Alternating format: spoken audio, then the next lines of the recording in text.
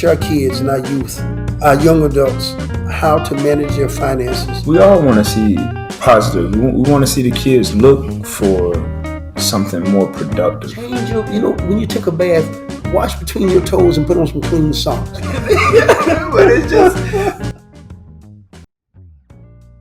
Good evening, everyone. My name is Larry Willis, and we're here this evening. Today is February 12th, about 7 p.m., somewhere around that time. But anyway, we're here to talk to you today about our program, Bridging the Gap, which was founded by my son, Quentin Willis, and his wife, Charietta. And we're going to give you a little background about each and every one of us that's here on the panel. Like I said, my name is Larry Willis, and I'm the father of Quentin Willis. I'm the father of 4 sons, Larry Jr., Quentin, Marcus, and Layton Willis. The Bridging the Gap program, like I said, was started and founded by my son, Quentin. The reason for that program is we see the need. My son had a vision to work with young people, followed kind of in my footsteps, working with young people all my life. But he experienced stuff through his jobs and through, people he was around. And this kind of was the brainstorm for Bridging the Gap. So I'm just going to tell you a little bit about my background. I grew up here in Fort Myers, Florida, moved here at the age of 11 years old, was born in Polk County, lived in Punta Gorda. And most of my fun memories were here in Fort Myers, Florida. So this is where where everything happened. Growing up in the 70s in Fort Myers, it was a fun time, and it also had a lot of negative stuff, with the positive stuff. But I had what I thought was a normal childhood. Didn't have a lot of money, but we were happy. My mom worked 2 jobs to support me and my sister. I tell people that we lived in a 2-bedroom duplex, no hot water. We didn't know.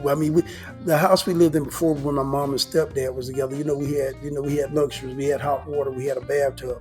We moved here. We didn't have a bathtub. We had a shower. You had to heat the water up. You want to take a hot bath, you had to heat water up on the stove. But and didn't have a refrigerator. I would have to ride my bicycle to the ice house to get ice to put into our cooler to keep the milk and all of our food cold in our coolers.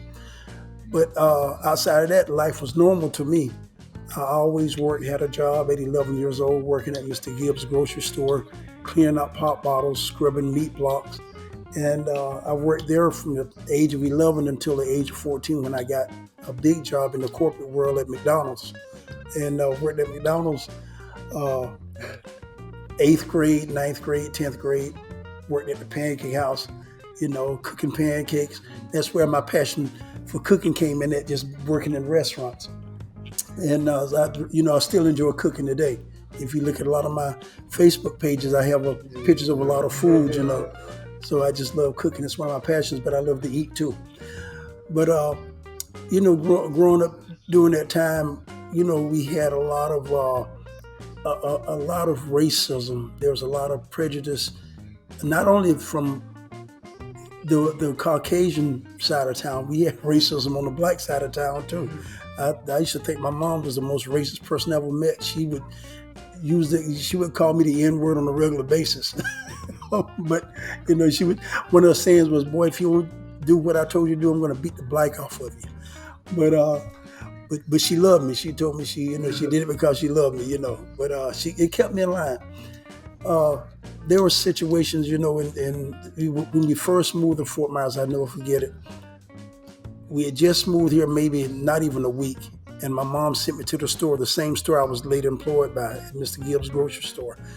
And I'm walking down Thompson Avenue, and this little kid was sitting on the sidewalk, a little white kid. He's sitting on the sidewalk. I saw him, didn't think nothing of it. And as I walked by, he's got a rope in his hand, and he takes this rope and he throws the rope, lassos my leg, just catches my leg and snatches me, So I didn't get mad because I was impressed of what he had did, I was just I was sitting there saying, I'm sitting there, wow, this kid is good with his rope, So I didn't think nothing of it, So I took the rope off my leg and gave it back to him. So I went to walk off again. he lassoed my leg again. He caught me again in full stride. I'm walking, and he lassoes my leg. This kid must have been 9, 10 years old. So I gave the rope back to him, but now I'm going to know it because it's twice, So the third time it happened, well, it was he went off hollering and crying and holding his mouth, blood running out of his face. So later on that day, me and my mom went to the other corner store. And the same kid was at that store. And he looks at me, he looks at my mom, and he tells my mom, says, "Is this your son?" My mom said, "Yes." My mom knew what happened. I'd already told her. So he says, "Well, your son popped me in the mouth." My mom said, "Well, why did he pop you in the mouth?" I said, "Well, I didn't do anything to him. He just popped me in the mouth for no reason." And my mom said, "No, it had to be something to it. He's just not going to pop you in the mouth for no reason." And the guy that owned the store is listening to this conversation. So we go in the store, and he says to my mom, he says, "That's all we need in this neighborhood is another badass kid around here that's going to cause some problems." So not looking at what, I'm defending myself. The kid, really, the kid wasn't a threat to me, but it was just the fact he kept doing the same thing over and over. So, when I gave him what he deserved, now I'm the bad guy. So that store owner, from the time, I was that age, for the next 2 or 3 years, he labeled me as a troublemaker.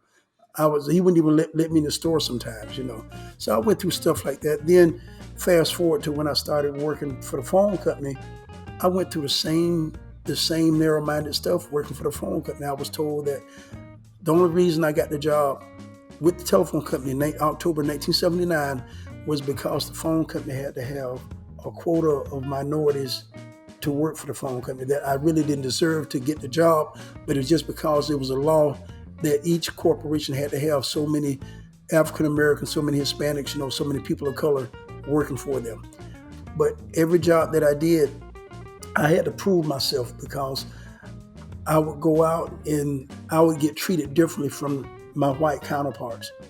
I would go out on the job and I would have customers say to me, "Are you capable of doing this?" Especially when I was working special circuits, doing T1 lines, high-speed internet. The customer would question me, "Are you capable of doing this job? Do you know how to do this job?" I went out one time to help one of my co-workers because he was having trouble. So I went out to assist him. He called me to help him out. And the customer says to me, "Why are you here?" And I said, "Well, I'm here to assist my co-worker." He says, "Well, you don't think he can do this on his own?" I said, "Well, sir, that's not your decision to make. He called me to help him out, So the guy gave me a hard time. He didn't want to let me into the building or in the phone room. And this was like, this was like maybe 5 years ago, 5, 6 years ago, recent. And I told him, I said, "Well, listen, I'm in charge of circuits. I'm the head circuit guy for this area."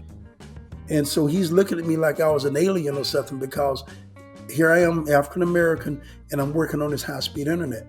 But I already knew what the trouble was. He didn't realize that I already fixed the biggest part of the trouble outside because I was there the day before working on his neighbor's situation. There was a bad splice in a box that got wet. So I had already took care of that. When I went inside, I told my co-worker, I says, "All you need to do is change out the module, change out this card, and it'll come back up." So after the guy finally let me in, all of the women in the office are listening to how he's berating me about knowing my job.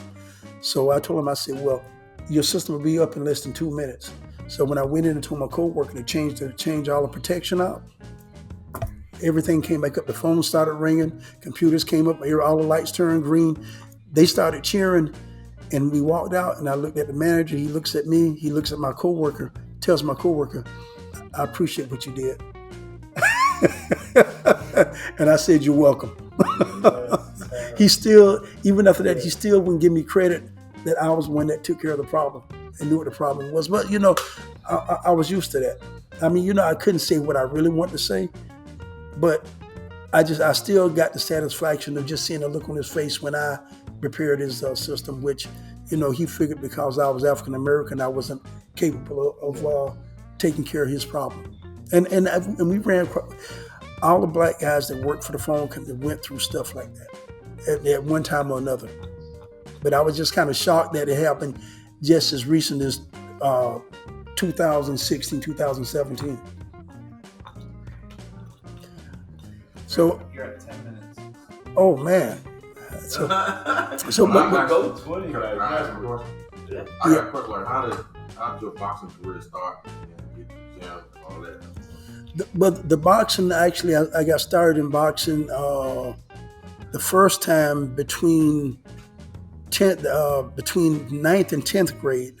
They had a boxing program at the Lee County YMCA. But the reason I started boxing was because of getting beat up all the time in the neighborhood. I mean, I was a whipping post for everybody. I mean, I was always just like one of the smallest kids. I was small for my age group.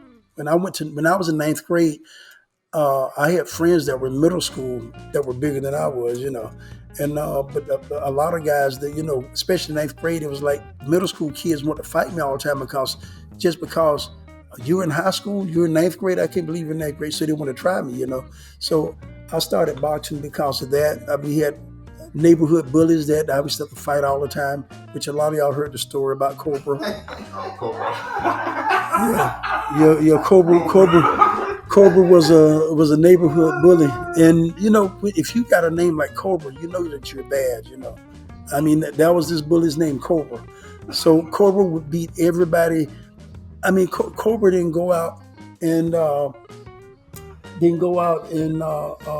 it's on the counter right there, lady, back up in front of the onions. See the onions right there hanging there, the hanging basket?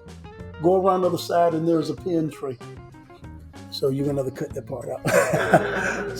But anyway, Cobra was like an enforcer in the neighborhood. If there was a fight going on, and 9 times out of 10, if Cobra was involved, there weren't too many people that wanted to challenge Cobra. So this one day, I get into it with Cobra. I got caught in their yard stealing mangoes out of Cobra's tree. So my friend was there. My friend, wound up he was like one of the biggest drug dealers around, I mean, that's not then, but then later in life, he became one of the biggest drug dealers in the United States. And he actually, this is actually 8th grade, I think, 7th, 8th grade. So he gets caught. So she's whipping on him. Then I'll try to stop him, and she commits to beat me up, So, so Cobra was a bad girl. I'm telling you. She just, So I'm trying to help my friend out. He runs and leaves me, so I got to take my whipping and his whipping. So she's whipping me for both of us. So I finally get away. My brother-in-law sees it. I'm in the back room hiding. He comes in the front door and he tells my mom. He says, Larry just got beat up by Cobra. My mom said, where is he at? She's looking at the front door. I can hear her go to the front door. And he says, no, he's in the back room. He just ran in the back door. He's in that back room hiding somewhere. So sure enough, my mom come back. I'm sitting on the bed, and she says, what are you doing? I said, well, Mama, you don't want me fighting no girls? She said, get out of here. Go back out there. Don't you come in my house being afraid to fight nobody. So she made me go back outside and fight Cobra again. I go out there. I'm walking outside. And my sister's behind me. So I'm thinking my sister's going to help me because I look and she's got a chair in one hand. So I'm saying, well, she's going to beat Cobra with the chair.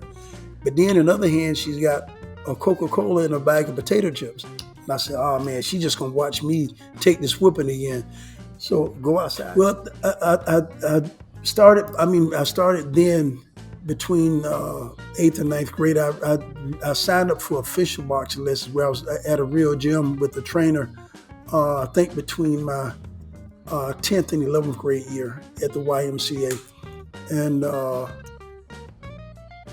when I got the job with the phone company, I got away from the boxing because I had to take care of my family. So by me working for the phone company, I didn't have time to box. I mean, there wasn't no time for that, Then, with my kids growing up, actually, when I started competing seriously, the second time, Larry Jr. was, Larry was like 10 years old.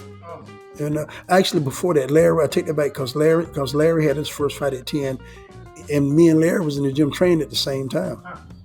And Larry was about 9, 10 years old. And because when Larry fought, I was still fighting. So then watching Larry, and I knew that I wasn't going to be fighting too much longer than that. So I started coaching them, in my gym, the gym that I actually trained in with Coach John, my Irish coach. started coaching with him and coaching the younger kids. So Larry Jr. came along. He started boxing, then Quentin, then Marcus.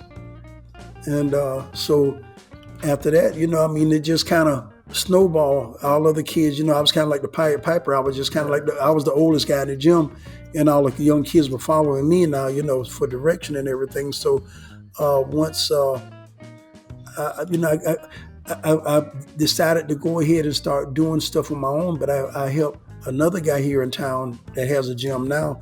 I started assisting him, as a coach and everything, and started coaching from there. And one thing led to another, and then eventually I got approached by the Police Athletic League, which was Larry Hart, which is now my daughter-in-law's boss. And he was the former. Then he was captain for the Fort Myers Police Department, which later became the chief of police. And he and Walt Wesley, a good friend of mine that played with the LA Lakers, and Walt ran the PAL program under Larry Hart, so they approached me about starting a boxing program with Fort Myers PAL. And I ran that program for about 20-some odd years. And after I decided to do something on my own, we became Team Willis Boxing in 2013. All right, well, now I go by Coach Rich now. I'm going to start pretty much in middle school with me. I'm actually born in D.C., raised in Maryland, and now here in Florida. But I want to focus on middle school, long story short. So I come from the old school kind of, where you can play outside, and your parents would say, just you could play outside and they didn't have to worry about you, and just come home when the lights turn on, the street lights come on, whatever. So, but anyway, I appreciate every step of my childhood, teenagehood, adulthood, and it's amazing how the connection between Coach Larry, Team Willis Boxing, and Bridging the Gap. But anyway, so let me get started. I come from a church background. We would always go to church and stuff like that, but I had to get it for myself. They can lead. That's the parents' job to lead you in the way that you should go, or the best way they know how, or what have you, and that's what happened. But I never really strayed too far away, or what have you. But it was a lot of gang activity going on, in my neighborhood. I don't know what it was, but it was just like everybody was just joining up. Believe it or not, it was even a small section of Crips and Bloods. Just small affiliations, I should say. It was just gang everywhere. But at the same time, we had a great, fun childhood. We played neighborhood football, etc. So anyway, I appreciate middle school because to me, that's when I saw the real world. It was like the first day of middle school, the doors opened up. You got people rolling dice. You got drugs moving around. All of that. And that was just like the norm. Like, you already know, okay, this person right here is affiliated with this gang here. And if you know this person, then they ain't gonna mess with you. It was like protocols almost. But at the same time, it was fun, a fun childhood. But I had a chance. I saw the world at middle school, not high school, but middle school. So that let me see how things kind of operate in the street, or the city life, if you will. Now, fast forward to getting close to high school. I had neighbors that, I don't want to say his name, but I had neighbors that he was shot in the head. Then we got to go carry his casket. It was like, even to this day, it's still like a delayed reaction. Even to this day, but it was people getting killed. You'll hear about somebody that getting killed, and you can see the blood stains the next morning where it happened.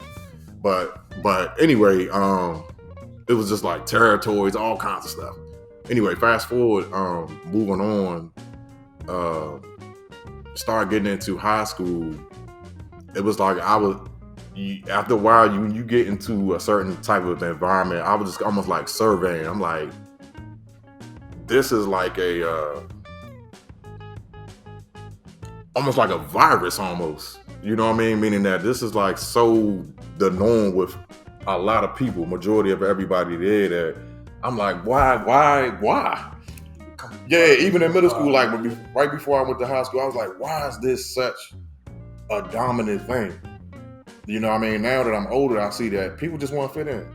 They just want to fit in. You know, they want to get a part of this crew, they want to get a part of that crew, or they want to be cool, they want to do this. And I was at my job today, and we were talking about how back in the day, if you didn't have this on, if you didn't have this type of shoe, you would get clowned. You know what I mean? That kind of comes with middle school, but it's just like, it just really, going into high school, I really started taking notice. Like, I don't understand. I really don't know why everybody is so into everything that's going on, that everybody is doing all at once. Anyway, so I go to high school, and this is where, for me, God and sports kind of come together. At the time, I said, I'm not really feeling what's going on here. Yeah, I got a lot of friends involved. You know, we get along. You know what I mean? They are, real good friends. You know what I mean? Just that when they started doing what they was doing, they knew that, I was going somewhere. Yeah, I'm like, all right, I'll catch y'all later after y'all do what y'all do. But so anyway, in high school, it was because the stuff I was seeing would actually pull me closer to God, to be honest with you. You know what I mean? Because I was like, for me, that's where I see things are different. And I was kind of liking what was going on there. I was liking the vibe. I was liking, you know what I mean, what was going on. And that's really what led me to the God thing. Anyway, so then sports come involved, because I come from a family of football players. I don't know what it is, but it's like, you don't even have to say nothing. My family, we just football players. Football, that's it. So my cousin goes to high school in D.C., and I used to see him play football, and he was in the newspaper, all kinds of scouts looking at him. I mean, he was like a star in it. And so I used to come to his games. I was like, man, I like the school and this and that. So anyway, he graduated. Then I start going to play football in D.C. And that's when everything kind of hit me. The discipline. It taught me a lot of discipline, and it actually, that's when that warrior spirit kind of developed. I don't know what it is. I just love everything warrior. You know what I mean? And I even like the medieval times, the swords and shields and all that. I love that stuff. Anything that has to do with warrior, I'm all about it. But that didn't start until I played football, because I was never the biggest dude. Never. And when I played, I'm going to tell you, well, this is kind of, I said this somewhere else, but I'm going to say it here for bridging the gap or what have you. But long story short is, I wanted to play so bad that we used to play street football. Everybody would pick me for wide receiver, and, you just throw the ball in there, you just go get it, right? So naturally, when football trials come out, I try for wide receiver. Now, this is funny at my expense, but I remember Coach Andre had me go out there. He said, all right, these are 3 routes you're going to study, and then when I call your name back up, one of these routes. Man, the ball was hitting the back of the head, all kinds of stuff. Couldn't catch one ball, nothing. Ball being thrown in my back. I didn't realize that, the ball's supposed to be there by the time you get it, at the end of your route. I didn't know that. I was thinking street football, that you're going to throw it, I'm going to be right there. No, it didn't work out that way. So they booted me. They said, man, get out of the wide receiver line. And Coach Andre said, get out of here. And he said, matter of fact, just go with the lineman. That's what he said. He was just like, this ain't for you. Just go with the lineman. Go somewhere. And I went to the line. I went with the lineman. And they looked at me when I came in there. They was like, man, what you doing here, little man? Like, what?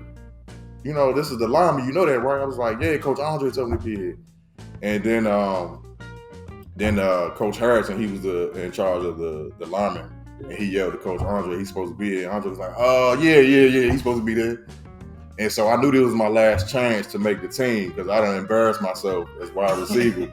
So I said, I'm trying to do it. This is my chance. I passed everything else and all that, but I was like, that ain't looking good for me right now. So they try to mock me. Yeah. So they picked the biggest lineman they have to hurry up and get me out of there so they can just get on, and do what they were doing. And so they had the bucking drills, you heard me talk about. And so at the end of the day, to fast forward, I just kind of just focus on what I was good at and try to focus on what he couldn't do. Try to use what I can use for my size. What can I do that he can't do? And at the end of the day, we hit the first pad, and he was the one that fell down. And I remember I just seen a white flash because I almost got half knocked out trying to, because I gave it everything. I was like, I want to play, and I can't let you get in the way of me making the team. And he fell, and from then on, at the end of the day, I was a lineman. I played. After that, I was the starting center. I was the starting center, and it's funny because when you see videos of me coming out the huddle, and it's like you see all the big dudes around, and then when we clap, I'm coming to the ball, and and it was so much trash talking. People was like, "Man, you the center?" And I was like, "Yeah." It's all right. Well, I'm gonna crush you in this and that, but I was standing up. It was some good battles, you know what I mean. But I'm just saying, it really let me know that when you dig deep, what you can achieve. When you're not supposed, when people say you ain't supposed to be doing this or you doing that. So anyway, then boxing came along. It was a gap between high school. I never wanted to play college football. I never wanted to go to NFL. My NFL was high school football. And so after that, I was like, okay, after sitting for a while, then working on, getting your family and your job and all that, your career going, it was a long itch. Well, I was like, that thrill of the fight, you know what I mean? I was like, it's like building up. And then so I went with to boxing, but I didn't just walk in the building. I actually had I think that's me and you kind of talked about. I had a video company where I was doing, videotaping a lot of boxing stuff that was going on. And then I was trying to get the thing rolling. So that's when I walked in the gym off of that, at Upton in Baltimore. And then so they was like, oh yeah, this is good. So this is what we need, so we both kind of work with each other, and, we had a good relationship off that. Now, I had a painting job with a buddy of mine. He owned a painting business, and we would work overnight. So when I would get off, that's when I can go and train. And then so by this time, we got a real good relationship. I said, Coach Kyle, I'm really trying to box though. And he was like, he's all right, go ahead, come through. So anyway, I started training, and I actually started taking my daughter too, and that's a whole other story because I used to take her. That's my buddy. But that I'm gonna say that for another time because I know that can be a whole nother half hour. But it was fun taking her, and stuff like that. But anyway, so I started training and start boxing, training and all that stuff at Upton. But then the contract was lost. Somebody underbidded us. So that whole schedule, right. But I done put 3 months in, months of training in and stuff like that. And we got some sparring, got some good sparring in and stuff like that. So I was already sparring and stuff like that. And that's a whole nother funny story too. But the point I'm trying to make is that with the boxing is I liked it because you went from team to individual, where I love the fact that it was the utmost warrior sport. It was the most intense training. So shout out to Upton, Coach Calvin, Coach Kenny, the conditioning coach. The stuff that they had us do took me to my limits. I remember just training and almost passing out. They were sticklers on cardio, excuse me. So I liked it because it actually took me to my limits, physically, mentally, everything. And don't get me wrong, football to me helped me get ready for boxing training. But I was like, I love football, so much respect to football players and stuff like that, because I was one for 4 years and my high school career or tenure, if you will. But boxing training is on a whole nother level, and it's only you. So it was like my spiritual life and my football life, and then boxing life. It was like side by side, you know what I mean? And it was just like the same way that I would train is the same way I would build my spirit. You know what I mean? And so long story short with that is as far as boxing, if anybody want to know, is just that the fact that when that contract went out, and what happened was I know the commitment level that it takes to train, because of course everybody got to start out amateur and this and that, but I done put in so much work I didn't want to lose it, but I couldn't come in the gym like I did, but when I was home I would still keep it up because I didn't want to miss a day, because I was like, that's a lot of hard work. So then what I started doing was just visiting other local gyms, and I would just I remember I was driving and I saw people sparring from the window. I went in there and I went in, I was just amped, and then they said, yeah, man, the way you looking, like, like you do any boxing? I said, yeah, I've been training. They said, man, well, what gym? I told them Upton. They said, okay, yeah, why don't you come spar? So that's how I became pretty much a sparring partner. It's kind of evolved. I pretty much just became a sparring partner. I wasn't paid or nothing, but sparring partner for just local amateurs and pros in the area. That's where I got all my experience, and that's a whole nother thing, about the actual, experiences of almost getting knocked out, and also getting some good licks in, but that's a whole nother conversation. But that's where a lot of my experience come from. So it actually worked out because I kept it going, and it just, just went from fighting from different spots, and it just kept going and going and going. So I was like, man, this worked out for me. So, but anyway, in conclusion is that that's why from middle school and sports and God in my life is the fact that it helped me, the middle school helped me to know, to be around, and jobs too. The jobs I had kind of was similar. I did a lot of construction too. But just jobs in general, like you really build relationships. Even though you may not do what they do or the things that they enjoy, you might not enjoy, but we were still great friends, even to this day, And it helped me to understand people and to, how to relate to people. And I learned that it's all about relationship. No matter what they're involved in, they're still a human being. So that's why, some people, I don't really understand why one person can judge another when nobody's really perfect. I'm not perfect. And somebody who does whatever is not perfect. So who am I to judge? We can have a relationship.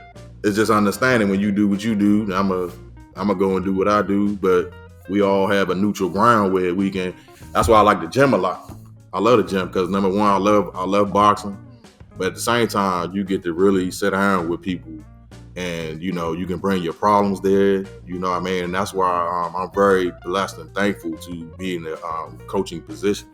And then here we are with Team Willis Boxing, and then Bridging the Gap comes along. I'm like, this is just like a godsend, because I'm passionate about, trying to make a difference because of what I've seen over and over, even to this day. From job to job to job, it's like the same thing from state to state to state. I ain't traveled a bunch of states, but, just from Maryland to here, it's just like, it don't matter what city, it don't matter what state.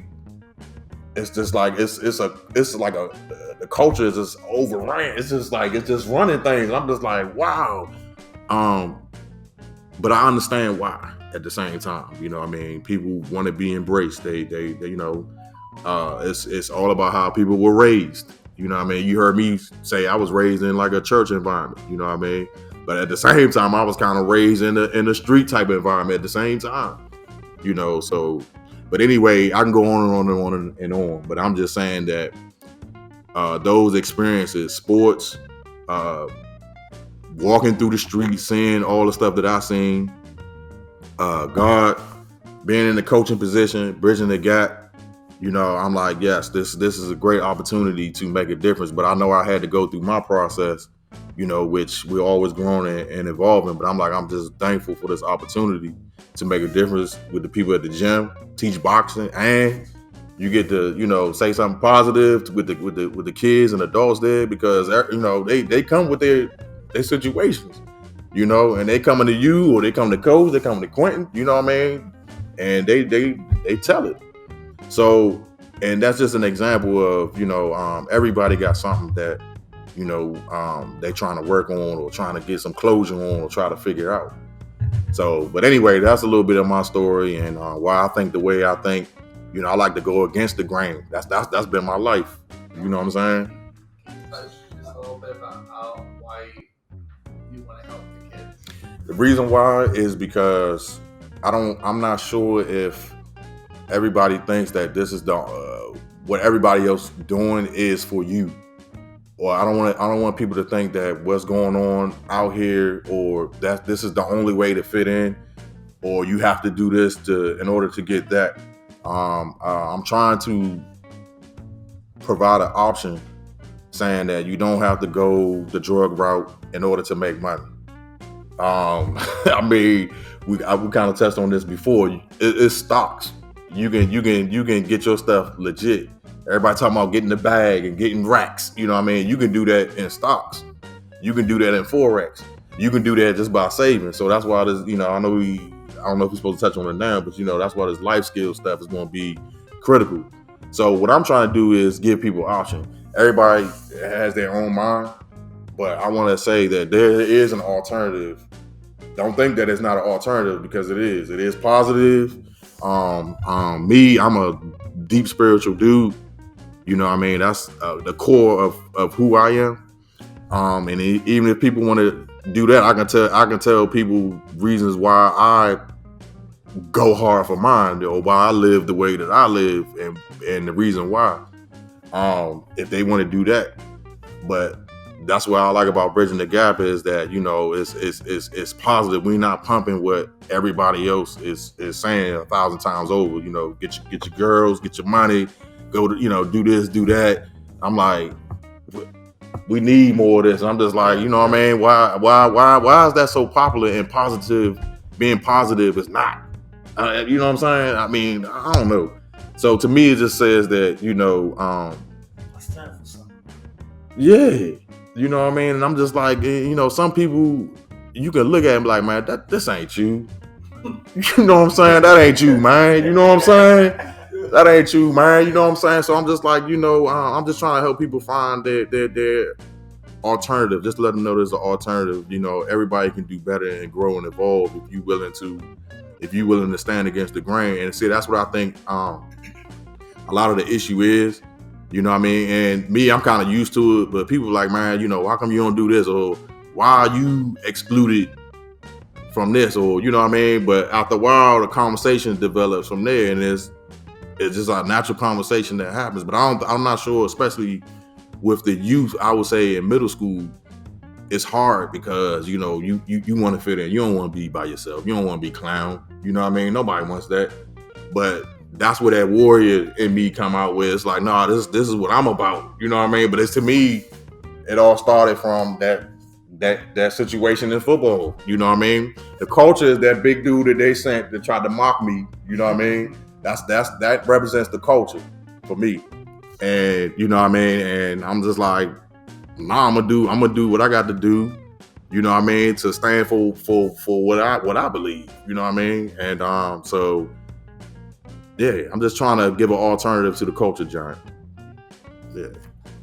So how did you get involved with Team Willis? Oh yeah, that's funny. Yeah, it was actually. I'm gonna tell you the behind the scenes stuff you don't know, Coach. Is when I got here, when I moved to Florida, I said, man, I gotta find a church. I gotta find a church I can rock with. And it was actually my mother-in-law at the time. And she said, oh yeah, well they got a group called Man Up at the church.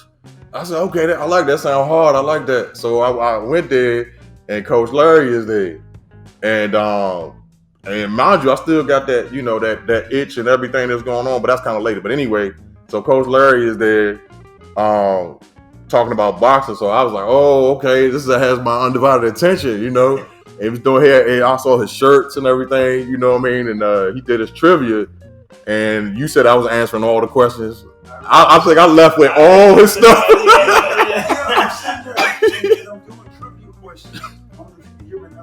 trivia question I have. And you know, we're trying to take this boxing demonstration because Pastor Betts was a big boxing fan. Those Evander Holyfield. So I'm asking all these trivia questions, and I can't see the guy that's answering all the questions, but I know somebody's back here that knows about boxing because every question that I answer, you know, he raises his hand. I'm trying to ignore him, but nobody else knows the answer to these questions but him. So he answered about 3 questions. Then I finally said to him, "You can't answer no more questions." You know, that's it. I said, "We got to get somebody else a chance to win some," because I'm giving away shirts for every question. You know, so where'd you get keychains and shirts? Keychains, shirts. You had a gift basket. So that's how we met. Was at First Assembly, man up 7:00 in the morning. We did a boxing demonstration. He had the fighters there, and so he ended up saying, you know, going to breakfast with us that same morning. I think we went to farmers market breakfast. So that's how he became a part. You know, I want you to tell that story. Yeah, I thank God for that connection. That was a great connection. So it was meant to be. Yes, sir.